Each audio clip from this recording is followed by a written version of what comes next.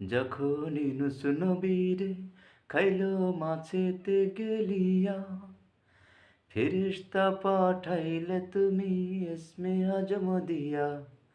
দমে দমেতে হরদম পড়ে সে ইসমে আজম, মাছের উদর হতে তাহার দিলে পরিত্রাণ। আল্লাহু আল্লাহু তুমি জাল্লে জালালু, শেষ করা তো যায় না গে তোমার গুণগান। আল্লাহু আল্লাহু। আসসালামু আলাইকুম রহমতুল্লাহি ওবারকাতু। কাছে এবং দূরে, দেশে এবং প্রবাসে যেখান থেকে দেখছেন সকলকে জানাই সালাম ও শুভেচ্ছা। সম্মানিত ভিউয়ার্স, আজকের ভিডিওটি খুবই গুরুত্বপূর্ণ একটি ভিডিও। সকলে ভিডিওটি না টেনে সম্পূর্ণ ভিডিওটি দেখবেন। তার আগে আমার চ্যানেলটি যারা সাবস্ক্রাইব করেননি অবশ্যই চ্যানেলটি সাবস্ক্রাইব করে নেবেন। ভিডিও দেখে লাইক দিয়ে কমেন্ট অপশনে আপনাদের মতামত জানিয়ে দিবেন। সম্মানিত ভিউয়ার্স, পথভ্রষ্ট মানব মণ্ডলীর জন্য আল্লাহ রাব্বুল আলামিন যুগে যুগে নবী রাসূল পয়গম্বরদেরকে পৃথিবীতে প্রেরণ করেছেন। ঠিক তেমনিভাবে ইরাকের নিনান নামক শহরের মানুষ যখন পথভ্রষ্ট হয়ে গিয়েছিল, মূর্তি পূজা সহ নানাবিধ অপকর্মে লিপ্ত হয়েছিল, তখন আল্লাহ রাব্বুল আলামিন হযরত ইউনূস আলাইহিস সালামকে সেখানে প্রেরণ করেন। নিনানবাসী যখন ইউনূস আলাইহিস সালামকে সম্পূর্ণরূপে প্রত্যাখ্যান করেন, ইউনূস আলাইহিস সালাম সে স্থান ত্যাগ করেন এবং সমুদ্রে যাত্রা করেন। ইউনূস আলাইহিস সালাম যখন নিনান ত্যাগ করে জাহাজে ভ্রমণ করেন, কিছুক্ষণ পর জাহাজটি দুর্যোগের কবলে পড়ে এবং জাহাজের যাত্রীরা ইউনূস আলাইহিস সালামকে দোষী সাব্যস্ত করেন। তখন ইউনূস আলাইহিস সালাম সমুদ্রে ঝাঁপিয়ে পড়েন। সমুদ্রের মাছ যখন ইউনূস আলাইহিস সালামকে গ্রাস করে, ইউনূস আলাইহিস সালাম তখন নিজের ভুল বুঝতে পারেন এবং আল্লাহর কাছে ক্ষমা প্রার্থনা করেন। অতঃপর আল্লাহ রাব্বুল আলামিন ইউনূস আলাইহিস সালামকে ক্ষমা করেন এবং মাছের উদর থেকে ইউনূস আলাইহিস সালামকে বের করে দেন। ইউনূস আলাইহিস সালাম আবার নিনান ফিরে আসেন এবং নিনানবাসীরা তখন ইউনূস আলাইহিস সালামকে সাদরে গ্রহণ করেন এবং আল্লাহর পথে তারা দীক্ষিত হয়ে যায়। সম্মানিত ভিউয়ার্স, এই ঘটনাটি আমাদের সকলের জানা, কিন্তু এই ঘটনাটি নতুন প্রেক্ষাপট, নতুন মাত্রা যুক্ত হয়েছে। ইন্দোনেশিয়ার আনোয়ার নামক এক যুবক ইউনূস আলাইহিস সালামের এই প্রেক্ষাপটকে তার শৈল্পিক কারুকার্য দিয়ে এমনভাবে তুলে ধরেছেন, সারা পৃথিবীতে তার এই শৈল্পিক কারুকার্য দেখে সবাই মুগ্ধ হয়েছে, সবাই অবাক হয়েছে যে এত সুন্দর করে এই প্রেক্ষাপটকে তুলে ধরা যায়। সম্মানিত ভিউয়ার্স, চলুন আমরা তার শৈল্পিক কারুকার্যটি দেখে আসি। ইউনুস নবী মাছের পেটে কিভাবে ঘুমাতেন, কিভাবে থাকতেন, 40 দিন কিভাবে বেঁচে ছিলেন, তারই একটি রেপ্লিকা শিশুদের সামনে তুলে ধরতে ইন্দোনেশিয়ান যুবক আনোয়ার তৈরি করল অসাধারণ এক বৃহৎ মাছের রেপ্লিকা। আমাদের দেশের ইয়াং শিশু কিশোররা যেখানে ফ্রি ফায়ার, পাবজি আর টিকটক নিয়ে ব্যস্ত, সেখানে ইন্দোনেশিয়ান যুবকরা থাকে প্রকৃতির সাথে মিলে মিশে। বন জঙ্গল, ক্ষেত খামার সব জায়গায় তাদের বিচরণ। যারা মোবাইল অ্যাডিকশন থেকে মুক্তি পেতে চান, ভিডিওটি শেষ পর্যন্ত দেখুন।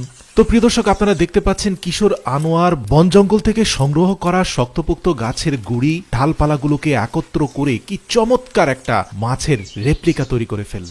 সত্যি বলতে এক সময় গ্রামে গঞ্জে আমরাও নারকেল সুপারি বাগানের মধ্যে ছোট ছোট ঘর বানিয়ে থাকতাম, কলা পাতা দিয়ে চাল দিতাম। এই যুবককে দেখুন, কতগুলো মাটি এনে তার সাথে খড়কুটো মিশিয়ে পানি দিয়ে সেগুলোকে কাদা মাটিতে রূপান্তর করলো। এবার নিপুণ হাতের শৈল্পিক দক্ষতায় মাত্র 2 দিনের মাথায় পুরো গাছের ডালপালা দিয়ে তৈরি করা রেপ্লিকাটার উপরে মাটির আবরণ দিয়ে চমৎকার একটা মাছের শেপ তৈরি করে ফেললো। শুধু তাই নয়, মাছের মুখের অগ্রভাগে একটা চমৎকার মাচা দিয়েছে, যার সামনে সে ভবিষ্যতে সুইমিং পুল নির্মাণ করবে। দেখুন এতটুকু বয়সে কি শৈল্পিক মেধা তার ভিতরে রয়েছে।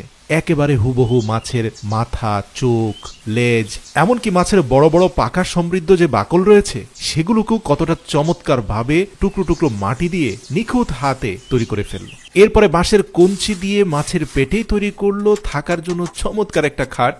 এরপরে মাছের পেটের ভিতরে ঢুকে একেবারে ফ্রন্টে মাছের মুখের চোয়ালের নিচে তৈরি করা মাচার মধ্যে বসে জঙ্গলের বেশ কিছু সংগ্রহ করা ফ্রুটস সে নিজেই খেলো। খাওয়া দাওয়ার পর মাছের পেটে কিছুক্ষণ রেস্ট নিয়ে বের হয়ে গেল দ্বিতীয় প্রজেক্টের কাজের চূড়ান্ত পরিকল্পনা তৈরি করতে। আপনারা দেখতে পাচ্ছেন অনেকটা লাভ শেপের আদলে তৈরি করে ফেললো একটা গর্ত, যার সাথে মাছের মূল বডিটাকে কেন্দ্র করে বাঁ পাশে তৈরি করলো আরেকটা পুল, যা মাছের পেটে তৈরি করা দরজার সাথে মূল সারফেসের মধ্যে একটা সেতু বন্ধন তৈরি করলো। প্রতিটা কাজ কতটা নিখুঁতভাবে করছে, বিশেষ করে এই সেতুর হাতল হিসেবে যে ব্যান্ড করা গাছের ডাল দিল সেটাও কতটা নিখুঁত। এমনকি মাছের মুখের উপরে একটা বাঁশের টিউব দিয়ে দিল, যেটা দিয়ে পাহাড়ি ঝর্ণার পানি পরবর্তীতে সুইমিং পুলে পড়বে। সিমেন্ট আর বালি দিয়ে পুরো সুইমিং পুলের দুটি অংশই চমৎকার ভাবে প্লাস্টার করে ফেললো।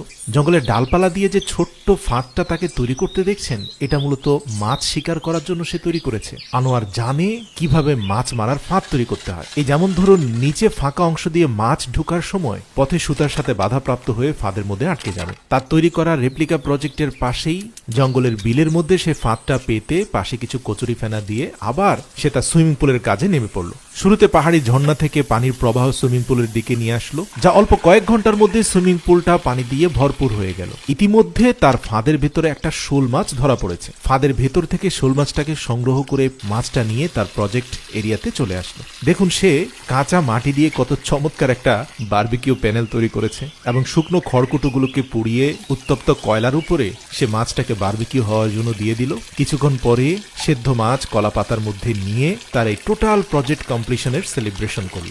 দীর্ঘ কয়েকদিনের পরিশ্রমের পর তার নান্দনিক মাছের মুখের নিচে তৈরি করা মাচা থেকে সুইমিং পুলে লাফ দিয়ে এক শিশু সুলভ আনন্দে মেতে উঠল কিশোর আনোয়ার। হ্যাঁ, আপনিও যদি ভাবতে থাকেন যে আমাকেও এমনটা হতে হবে, আমারও উচিত মোবাইল ফোনের জগৎ থেকে বের হয়ে রিয়েল লাইফে কিছু করা, তাহলে যুবক আনোয়ারের মতো আপনাকেও একটা জাম্প দিতে হবে।